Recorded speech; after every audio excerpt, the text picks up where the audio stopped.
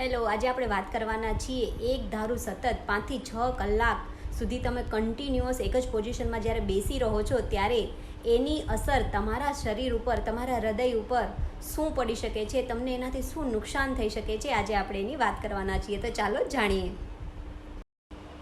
આયુર્વેદ મુજબ જ્યારે તમે બેસી રહો છો અથવા તો કમ્ફર્ટેબલી તમને એકની એક સ્થિતિમાં જ્યારે બેસવાનું થાય છે ત્યારે તમારા શરીરમાં કફ અને મેદ એટલે કે ચરબીનું પ્રમાણ વધતું જાય છે અને તમારા જે સ્નાયુઓ છે એમાં એનું ડિપોઝિશન વધ્યા કરે છે, જેના લીધે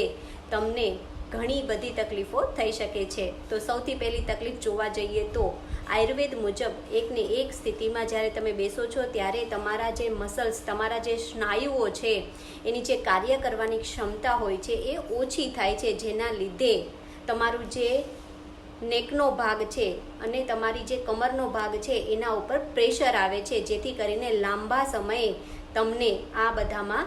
દુખાવાની તકલીફ થઈ શકે છે. આ ઓવર ધ નાઇટ ના થઈ શકે, પણ ધીમે ધીમે તમારું જો આને આ જ કન્ડિશન જે લાંબા સમય સુધી બેસવાનું ચાલુ રહે તો લાંબા ગાળે તમને આ તકલીફ 100% થઈ શકે છે.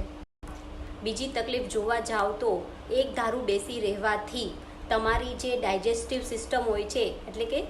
જે પાચન ક્રિયા હોય છે એ પણ નબળી પડે છે, જેના લીધે તમારો ખોરાક છે એ બરાબર પચતો નથી અને જેના લીધે કબજિયાતની સૌથી મોટી તકલીફ તમને જોવા મળે છે, જે આજકાલની 9 to 5 જોબમાં જે બેસી રહેવાનું હોય છે એના